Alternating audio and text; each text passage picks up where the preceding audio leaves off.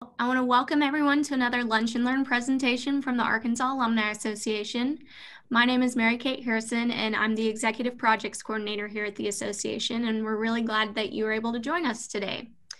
Today, we have the distinct pleasure to hear from the University of Arkansas School of Law Dean Margaret Silva McCabe. Dean McCabe will be joined by one of our Arkansas Alumni Association National Board of Directors members and immediate past president, Teena Gunter. She's also an alumni of the University of Arkansas School of Law as well. We're very fortunate to have both of them with us here today. So before I begin, I'd like to remind everyone to please keep yourselves on mute so that we can hear Dean McCabe and Teena as best as possible throughout their presentation. And I also want to remind you that throughout the presentation, you're more than welcome to submit some questions in the chat for Dean McCabe and Teena to answer towards the end of the presentation. So now I get to introduce you all to Ms. Teena Gunter. Teena is the General Counsel for the Oklahoma Department of Agriculture, Food, and Forestry and has been with the department for 20 years. She also serves as the Director for the Agricultural Environmental Management Services Division for the agency and the Director of the Commercial Pet Breeders and Animal Shelter Licensing Program. Teena holds an LLM in Agricultural Law and a J.D. from the University of Arkansas School of Law here in Fayetteville. In addition to those two degrees, she has her BA in English from Abilene Christian in Abilene, Texas.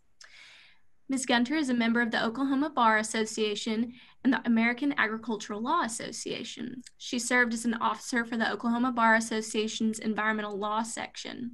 She's also privileged to serve on the National Board of Directors for the Arkansas Alumni Association and currently serves as the past president of the organization. She's also a dedicated member of the Greater Oklahoma City chapter of the Arkansas Alumni Association, where she's also served in various capacities. Teena lives in Oklahoma City with her husband, Alan, 4 dogs and 1 cat. She's an avid fan of the Arkansas Razorbacks, the Oklahoma City Thunder, and NFL football. So thanks so much for being here with us today, Teena. Thank you, Mary Kate. I appreciate the introduction. I probably should have left all the stuff off there about the dogs and cats, but that's what I always mention. So I'm excited to introduce Dean Margaret Silva McCabe to you guys. She's been the dean for the law school for the past 3 years, and she's done a fabulous job in those 3 years. She came from the University of New Hampshire, where she was a professor and an associate dean. And her area of expertise is close to my heart because it's administrative law and food and agricultural law, which is what I'm interested in. So she received her bachelor's from Bard College and her JD from the University of Maine Law School. And someday I'm going to have to get her to tell me the story about her semester at sea, which just sounds fascinating. So with that, Dean McCabe.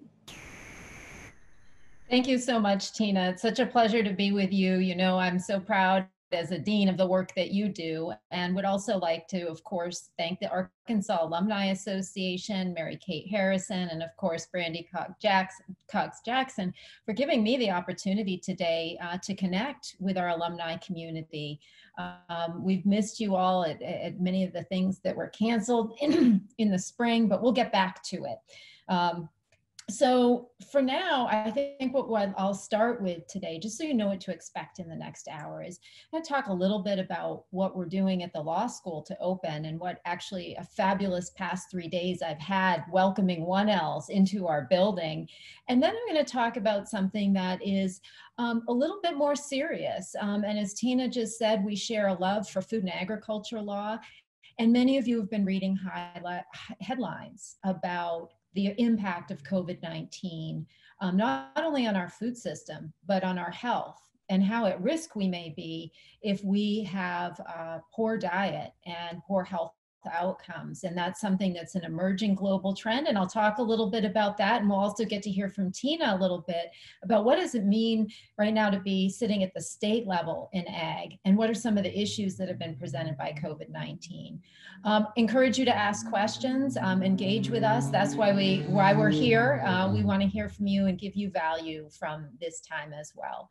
So with that, let me just jump into what I said, 131 Ls. Joining the profession this week. What we did is we had a live in-session orientation. We had to section into 3 groups so they could fit in the courtroom socially distanced.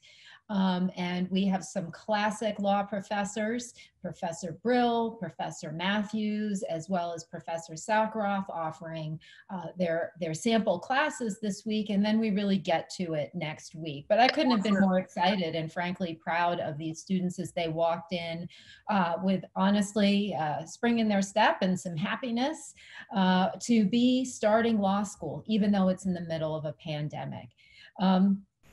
One of the things that I think everyone knows, but I want to emphasize, is how hard our faculty has worked. When exams came in May and were graded and returned, usually faculty, I don't see them much until this time. I saw them pretty much every other week on Teams meetings, talking about pedagogy, talking about being ready for a plan A, which for many of them is residential classes, but for some it's distance courses that they've designed. For others, it's remote synchronous learning. But always a plan B. As we've already seen, we have to be very careful this fall to be able to continue to be on campus. But our faculty is ready if we can't be on campus.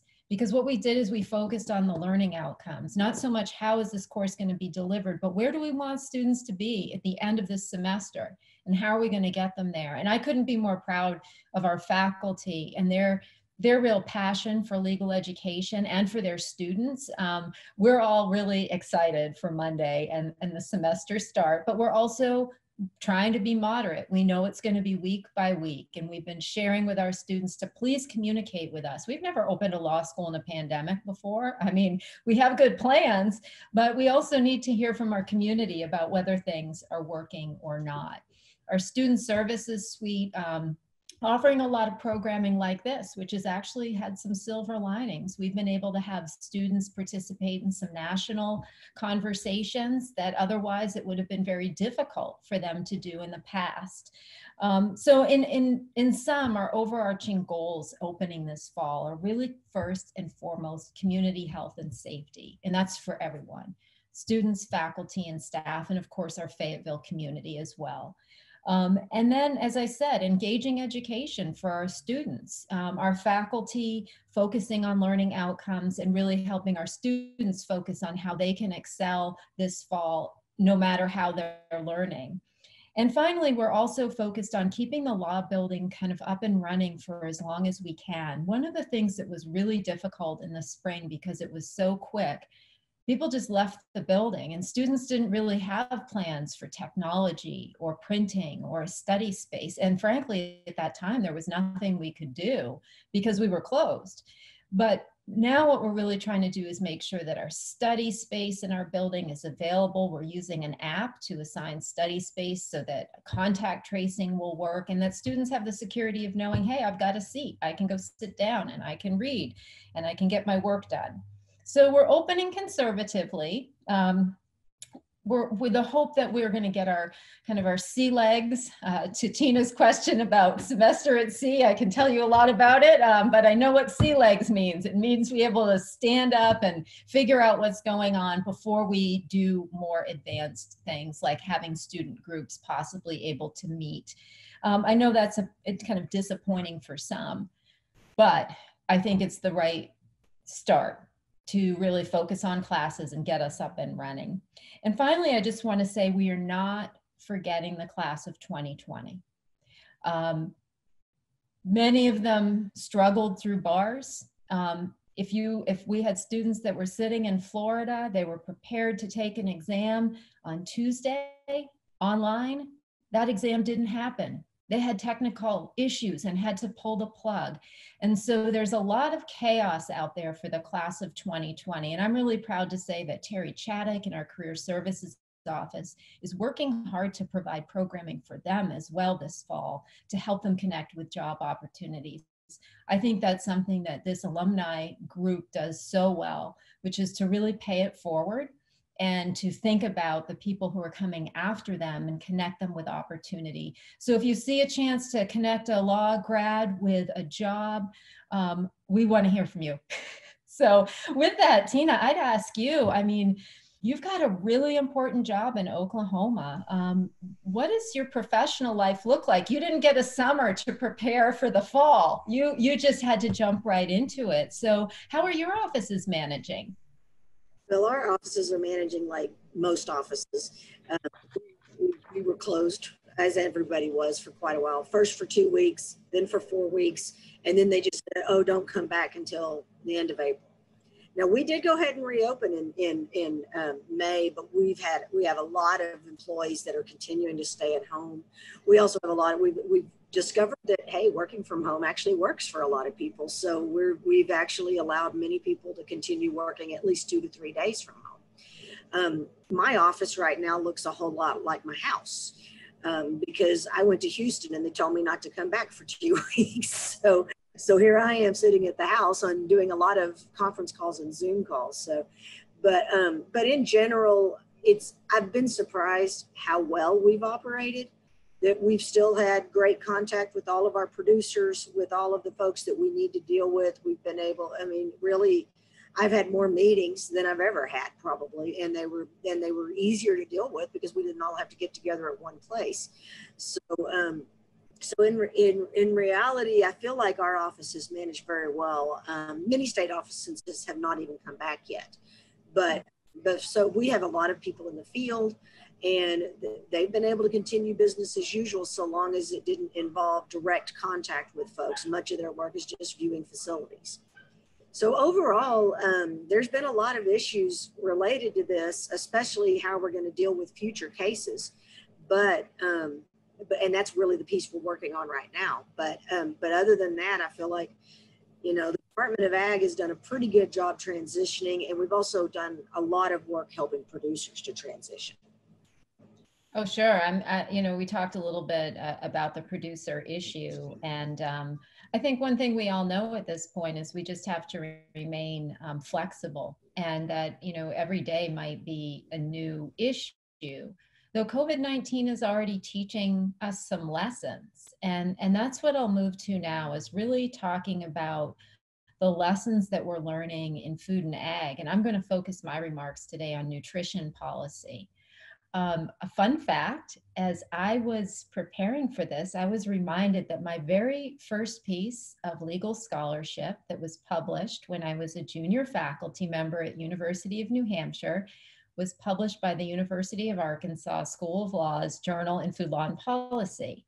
And it was actually about obesity and assessing law and policy's ability to change that national trend, particularly in the pediatric population that we were seeing at that time, for increasing obesity rates, in part because we were already seeing alarming rates of diabetes emerging in a pediatric population that never before had the kinds of rates that we were seeing. And we know that younger people who have diet-related onset of type 2 diabetes have really poor health outcomes. So that was about 12 years ago. And wow, COVID sure proves that point in a really kind of scary way. And so what I really wanted to talk with you about today was really, where do we go from here as a nation? And what's COVID telling us about our nutrition policy, and how do we, as both citizens and then of course as lawyers who may be working in this field or related fields, how do we move forward? So in case you missed it, this is not just a national problem. If you had not seen the late July news out of the UK, Boris Johnson, after recovering from COVID-19 himself and having some underlying conditions that are diet related, banned junk food ads before 9 p.m. on British television. And he did that because the UK has actually been a leader for quite some time in both food labeling and nutritional messaging to its population. But many in its country were really disappointed in 2016 when there was a shift in the Prime Minister's office, and a lot of the initiatives around children and food marketing and junk food marketing was shelved. And the people who weren't disappointed at that time, I think it's fair to say, were stunned when Boris Johnson announced no more junk food ads before p.m. They're also considering a ban on candy and high sugar, high salt snacks at checkouts in the UK, as well as a ban on buy one, get one free junk foods. So that's the UK, and that comes from a leader who actually had, as we know, a really sounds like life-altering illness in his time in the ICU with COVID-19.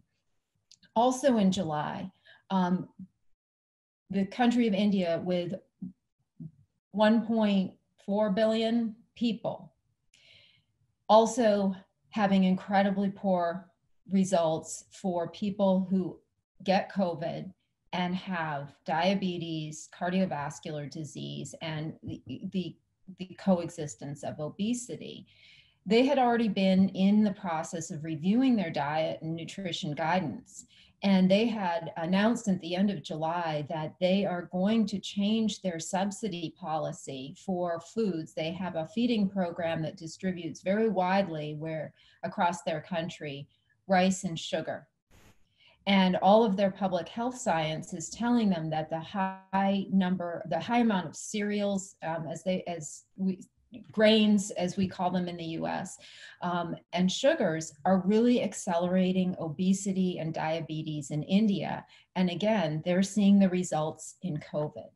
And that's pretty scary when you think about that being the most populous country on earth in not that long a time.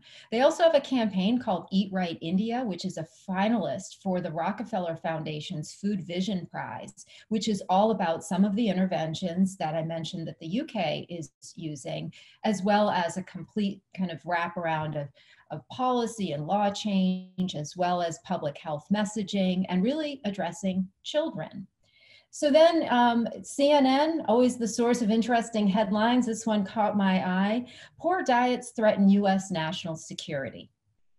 So we're already seeing studies coming out showing that poor nutrition is the leading cause of illness in the US. I think we knew that, but now that there's a heightened interest in kind of what's going on with COVID-19, why are our death rates so high?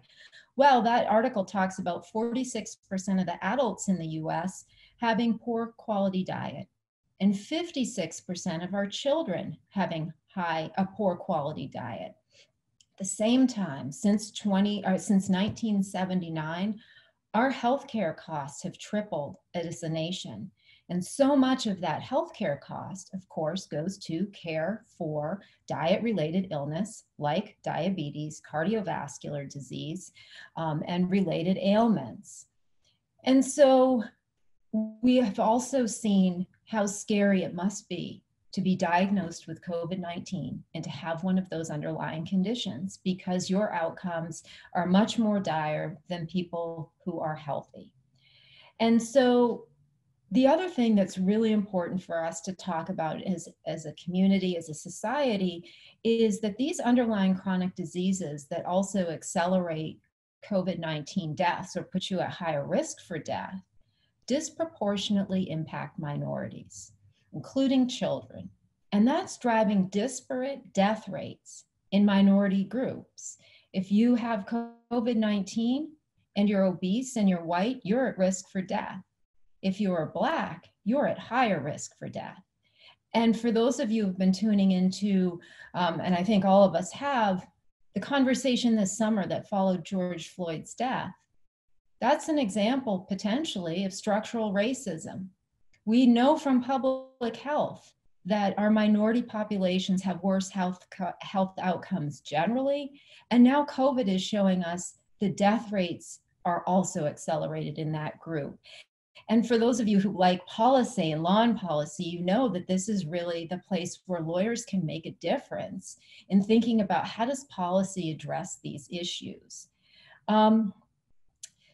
I want you to know that, scientists have noticed that the death rate and have identified the death rate in COVID-19 is not related to any genetic differences. They've really attributed it to the health disparities, which our Centers for Disease Control defines as those preventable differences in the burden of disease and the opportunities to achieve optimal health that are experienced by socially disadvantaged populations. And if you caught the news this morning, you saw a press story about children and the rates of COVID in children, and it again echoing what it has in adults, that minority populations are hit much harder, and that there's a much greater caution on reopening schools in my districts that have high population of minorities, because it appears that the health disparities echo in the pediatric population. And that article talked about it being really health disparities. Access to health care, access to nutritious food is what's fueling that. So these chronic diseases place people at a higher risk of death, and those chronic diseases are diet related. And nutrition law and policy really plays a predominant role in all of our access to nutritional food. And important studies, as I said, continue to show that there are disparate impacts of COVID on different segments of society. But I also want you to know that science has shown us for quite some time that our citizens who rely on American nutrition programs tend to have poor diet. Those studies are coming from places like Tufts and UNC Chapel Hill. And they're also showing that within the participants of our feeding programs, and I'll talk about those in a minute, the disparities that I just talked about, and particularly the disparities between Black and white populations, are also predominant. And so this is a really important issue for me as a lawyer, as a scholar, who's someone who really cares about nutrition policy, because I believe, and I think this nation has known, even from early wars, World War I, World War II, nutritional status matters. If we need to grow a strong military or a strong group of young learners, nutrition is one of the critical pieces of having a strong population. And so I'm going to move now just to some nutrition law and policy basics. For the non-lawyers, this is easy stuff. And this is stuff I want you to know, so that when you're hearing stories in the future about what's happening with dietary guidance, or what are we doing with the Farm Bill, and how are we improving diet, you'll be grounded a little bit in how it all works. It's murky because it's in part law and in part policy and politics, which are always fun to unwind. So I want you to know that the touchstone of our American nutrition policy, meaning what we eat, is actually our U.S. dietary guidelines. And in the olden days, it was a pyramid, and today it's my plate. We try to do a very good job as a nation is breaking it down into a visual that people can understand. But that dietary guidance, that document and the visual, are actually mandated by law. Our national law requires that every 5 years, the federal government, between USDA and Health and Human Services, convene a U.S. Dietary Guidance Advisory Group.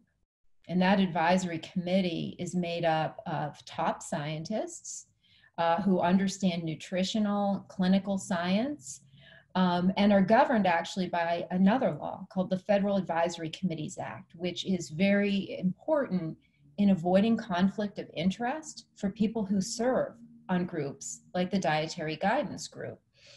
The purpose there is to make sure that there isn't undue influence from industry or other sectors on nutritional science.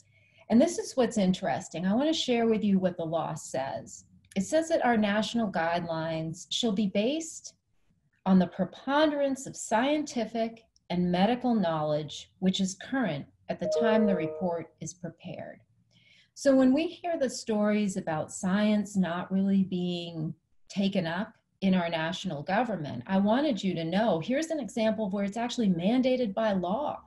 It's not, an option, quite frankly. And that's something for us to remember as citizens, that our government isn't untethered from things like science. And that's really important. I'm not going to go into detail on the other big piece of federal policy that influences nutritional policy. I just want you to know it's out there. I think it's probably near and dear to Teena's heart, and many of you know about the Farm Bill. Similar to dietary guidance, it's developed every 5 years. Every 5 years, there's a farm bill, and that farm bill exists really on the production side. It's what motivates farmers and sometimes compensates them or protects them from loss for the crops that they produce. It also has an appropriation bill, an appropriation there for our nutrition programs. And I also want you to know the Farm Bill is always a great opportunity for food system innovation. So for example, if there were a really interesting take on how to improve national school lunch program, you might see advocates trying to get it into the Farm Bill to pilot it, to see if it helps nutritional status in a particular school district or in a particular state. So that's another really important part of our nutritional policy, the Farm Bill. And oddly enough, it also comes every 5 years. So it's not like we passed a law in 1970 and we've drifted away or it hasn't, kind of fulfilled its purpose. We've talked about this every 5 years for decades. Yet we still see the outcomes that we have in terms of poor public health and the impact that a pandemic could have when we have that status as a nation. So going back to the dietary guidelines, sure, you know the pyramid, you know my plate. How powerful can they be? Well, the nutrition standards in the dietary guidelines are applicable to national feeding programs. They're what guide the purchasing choices of 30 million meals a day in the National School Lunch Program, 15 million breakfasts in schools, over 1 million snacks served at schools, summer feeding providing 150 million meals per day, and early childhood and senior feeding programs around 4 million. Farm Bill, as I mentioned, has appropriations for nutrition programs. That's where you see SNAP, the Supplemental Nutrition Assistance Program, sometimes known as food stamps, the Emergency Food Assistance Program, food distribution programs on Indian reservations, and our Commodity Supplement Food Program. So federal law and policy is providing billions of meals and dollars to support nutrition and good diet among Americans. Yet so much of the science shows it's not having its intended effect. And I think if you talk to people in the field of nutrition or food law and policy, again, my first article, I would have said a decade ago, yeah, people have been working on this for a long time. We know this. But the pandemic really puts emphasis on how treacherous it is as a nation if we don't pay attention to these issues and we don't provide ways to access good nutrition for all people. And so what I'd really like you to continue to think about is if our nation is provided with billions of meals and subsidies for crops that keep food affordable here in the United States, why do we have these poor health outcomes? And why do they have a disparate impact on different races? And most importantly, for me, is how do we evolve from where we are today into more effective programs? And I've looked and been studying for several years the science-based decision-making, and I can tell you the people who serve on the Dietary Guidance Advisory Group are amazing scientists, and they go through a very careful vetting of all the science that they look at. And in fact, the kind of science they look at is also somewhat controversial. We all know that butter is good, but butter's bad, and then it's good again, and then it might be bad. Like, what does that mean? And you probably maybe even heard about nutritional epidemiology being really suspect. And there are a lot of people who tell you that's true. It's a piece of the puzzle, though. But clinical studies probably more powerful. And a question I'd like you to all ask yourselves today as citizens is, if you have a little bit of scientific evidence or no scientific evidence, and you have the kind of profound nutrition issues we have, shouldn't we at least consider a little bit of that science? Instead of saying, oh, we can't do anything because we don't have any guidance on this issue. And that's something that the Dietary Guidance Group really struggles with. It's been lost in the pandemic, but the 2020 advisory group has forwarded their report onto the secretaries of health and agriculture, and shocking to many is a recommendation for less sugar. In 2015, that was tried, and it didn't make it through kind of the political process of adoption, but it looks like we'll be hearing more about sugar later this year as that report is turned into a revision of my plate. And so the other thing to ask for is, like, do we fund enough science? Is there enough science going on to answer these questions? Should government fund that science? Should it be privately funded? Because if our law tells us to look at science and there isn't anything there, that's my point. That's a real challenge for us as a nation to develop good policy. And so the other thing is, how do we assess and adjust?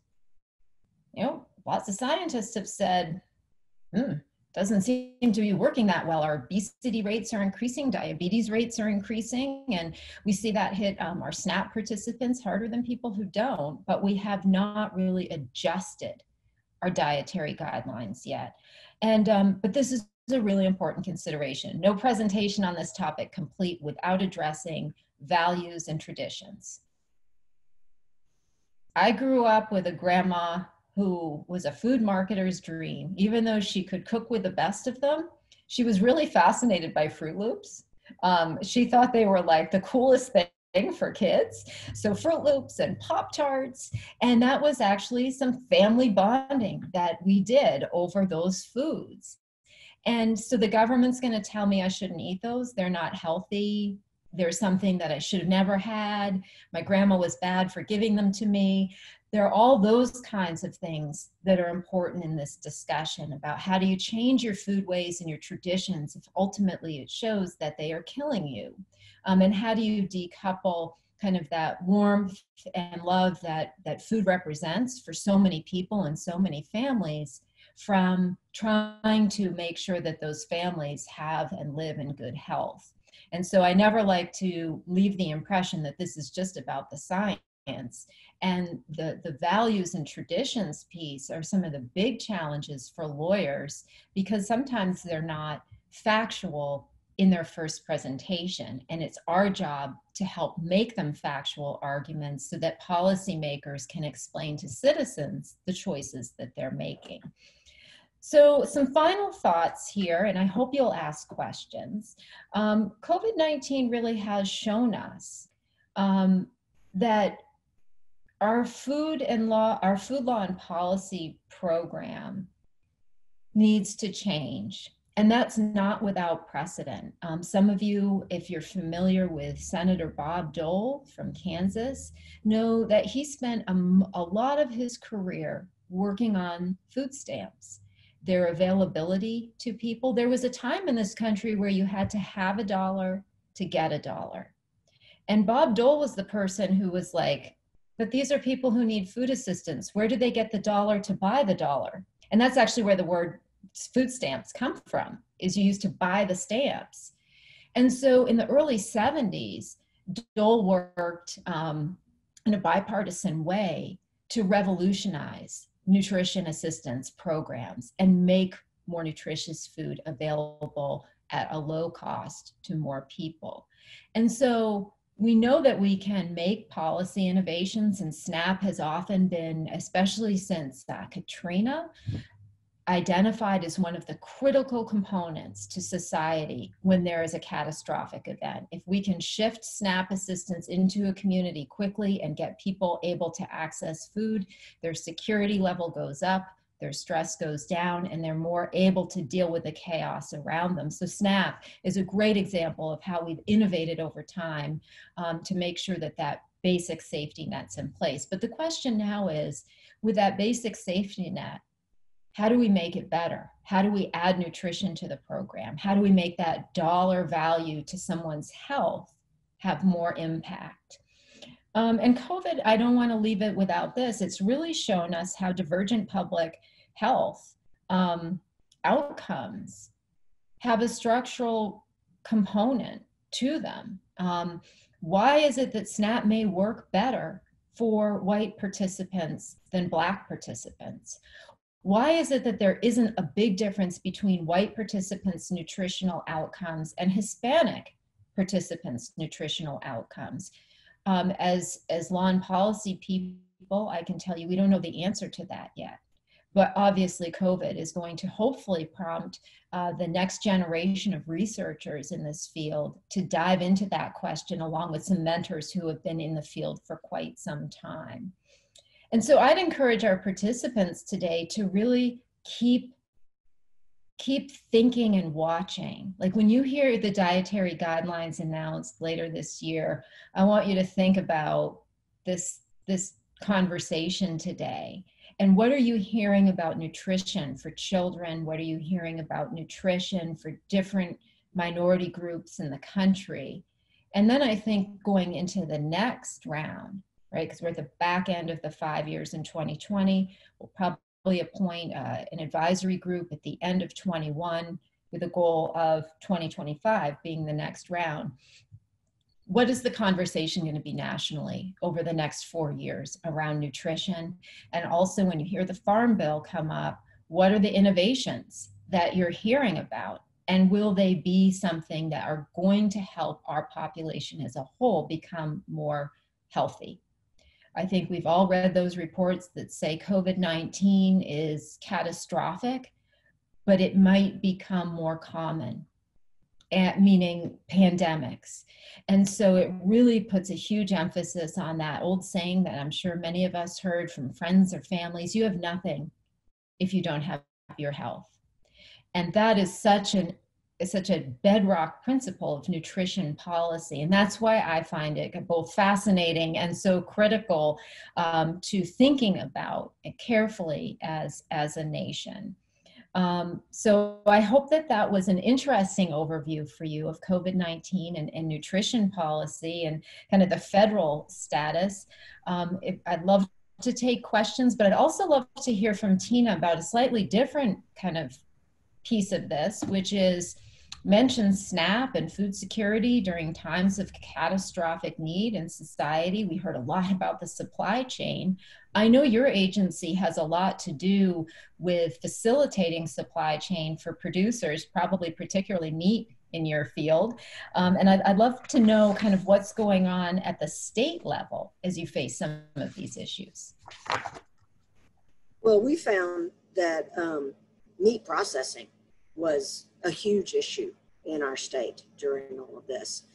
Not just from the standpoint of workers getting COVID and not being able to come to work, but also just from the lack of processing in some cases. Many people, many of our producers, and we're a large cattle state, and they were looking for places that they could process their cattle and do direct meat sales to people, which, you know, is a lot of organic producers have done that traditionally and things like that, but they couldn't find the people to process their animals. In order to sell your animals to consumers, you've got to be at least state inspected so you can sell within the state, or federally inspected so that you can sell anywhere.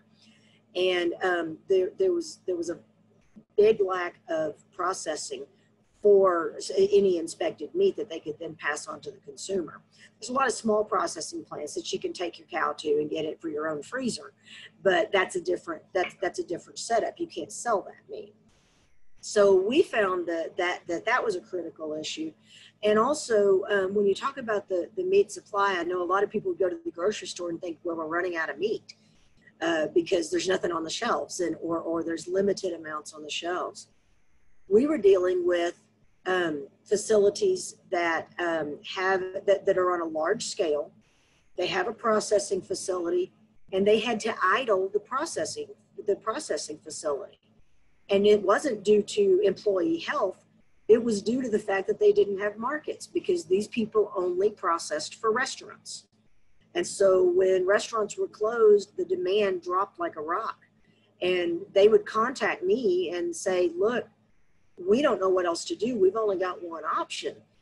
We can't find a place we could slaughter them, but there's no freezer space out there. No freezer space available. We've checked everywhere. Everything is full.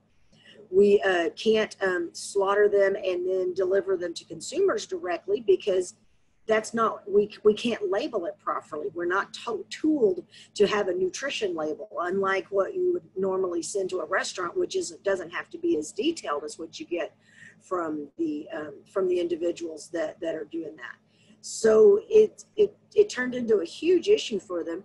And what ended up happening, fortunately not on a huge scale, but several farms, they had to take their chickens and put them down and bury them. And, you know, it's a huge waste, number one. Plus, it's a financial problem for the farmer out there who's doing this on contract. But that's so on the one hand, you're looking at no poultry on the shelves. And on the other hand, they're killing poultry because they don't know what else to do with it. They can't do anything else with it. So from a scalability standpoint, that's definitely something we've discovered as a problem within our meat industry is we don't know how to, we can't retool quickly to be a direct to consumer poultry and freezer space and everything. And then on the other side of the state, we had another issue, which was directly related to COVID. We had a lot of swine companies. We have a large processing plant in the Oklahoma Panhandle. And I mean, it's massive, pork producing plant. We had plans in place for what would happen if everyone called in sick to the processing plant, or if they had too few people to actually operate it. And unfortunately, the only thing you could do there, because there was no other processing available, was to put them down. Now, they did not have to do that. We did put together contingency plans and we put together methods that we would deal with, but fortunately, that never came to pass. They were able to keep that facility, that processing facility, operating. But it was a big enough issue in this state that in part of our CARES funding that we received from the federal government, we set $10 million aside to get more processing in the state. And we actually had applications that were due last Friday, and we received over $200 million in requests. So we have a group setting up to see where we can get the best bang for our buck. But a lot of people are trying to reopen closed facilities that have been idle for a number of years. Most of those need a lot of upgrades. So the funding is going to make a big difference for them to be able to get back started. But we're hopeful that will at least, we can use this funding to take care of a piece of that. And that can help alleviate the processing issue. Right now, if you've got a cow you want to process that you want to sell, you're looking at least a year out with the current processing we have. You have to schedule it a year in advance. And obviously, that's not helpful to people. Yeah, obviously, right? We talked a little bit about this, and I see a great question from Regina Hopper in the chat. And for those of you who can't see the chat, let me just repeat it. Regina's asking, there are federal discussions around these issues. Do you see a greater need for policy discussions at the state and local levels? And then she even also asked, can these items be part of the discussions we're having now too with Black Lives Matter? And I think what Teena just points out is, right, those national headlines have been about these big producers, really big, right? That's national, that's the national food supply. But what we're really not doing at the policy level, and this is something, again, law and policy, is that really what Teena's just shown us is how interlocking national food supply is with local and state involvement in supply chain and capacity building. And that is a really critical issue, and one that's been kind of a hard nut to crack. I won't lie, Regina, on the nutrition policy front, National School Lunch Program has such a big footprint, right? Easy to get your graham crackers from Nabisco anywhere in the country as a school system. So that's an easy and cheap way to go. What if you'd like to support small businesses and buy their graham crackers and they cost more money? Well, that's really challenging. And I once had a great grad student who looked at opt-outs, districts that opted out to try to opt into state and local solutions to providing school lunch. And when I think about what Teena's talking about, like the good question is, why aren't there more localized supply chains for other than restaurants for the kind of scale production that you're talking about, Teena? What is that, what from your expert perspective, why don't we have more capacity at the state and local level to produce, whether that's beef or other products? I would say that there are some programs out there like Farm to School that are programs that are encouraging schools to purchase local producers' produce and items like that. But those are not as successful as we would hope they would be, simply because a lot of the smaller producers can't produce the quantity, or can't produce the or can't produce the consistency. All of those kinds of things fall into that. As far as the meat processing aspect, again, it would have to be inspected, state inspected. It's at least state inspected. So one of our huge issues, the food safety program, is our meat inspection people in the state, and they're within my agency. We just did an interim study with our state legislature last week about how we don't have enough inspectors. We can't pay them, number one, because we need people like veterinarians in some cases to be meat inspectors. And we don't have the people. We have people that are driving 260 miles daily, almost round trip, to go do inspection at one small plant and then drive to another and do inspection at that. They only have to be there during the slaughter portion, but still they're required to do all that. And so that also limits the ability of the smaller plant to be able to kill on certain days. So it's a big issue, and being able to provide that consistently and having enough inspection is a huge problem for those types of programs. Yeah, no, that's really helpful explanation. And another point I'd make about Regina's question that's important for everybody to recognize on the phone is we often hear the national discussion framed around like big food versus farmers market, buy local, and don't buy at the big box store. And I've been in this field for a while, and I can tell you there's no binary choice here. It's really about how do all of these systems work together to provide a resilient and fair food system. And I'd also respond to Regina about Black Lives Matter and food. For some time, there's been a food justice movement that really tries to recognize that, for example, as surprising as it may be to Vermonters, dairy workers in Vermont are not what you might see in an ad. They are typically Latinx people who are working, often undocumented, in the dairy industry for low or no real wage under our federal labor laws. And why is that a phenomenon? Low food prices.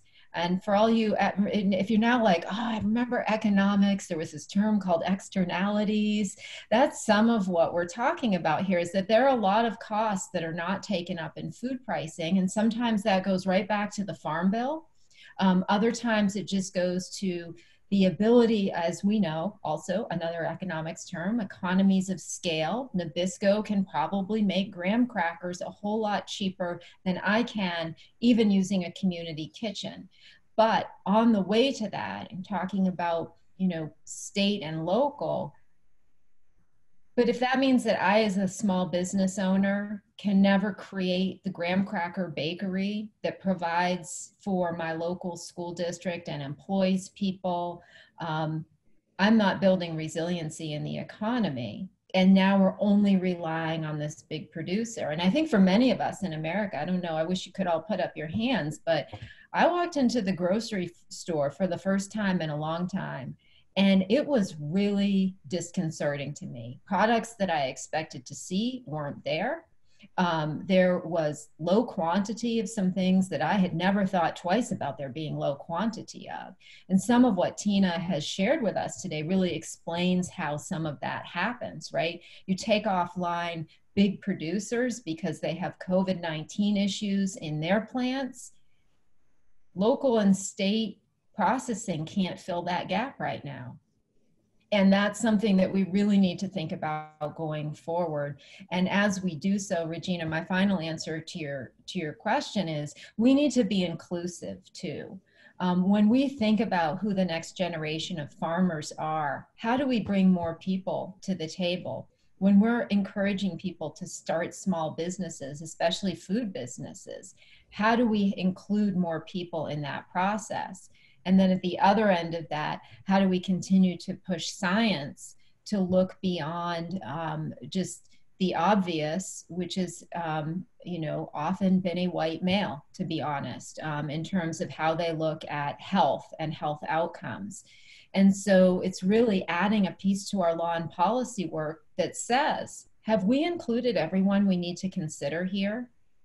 Because we haven't been doing that, I think, not as well as we could have. I'm sure that there are many who have been working hard for years to make sure these issues surface, but COVID-19 shows us we haven't been successful yet.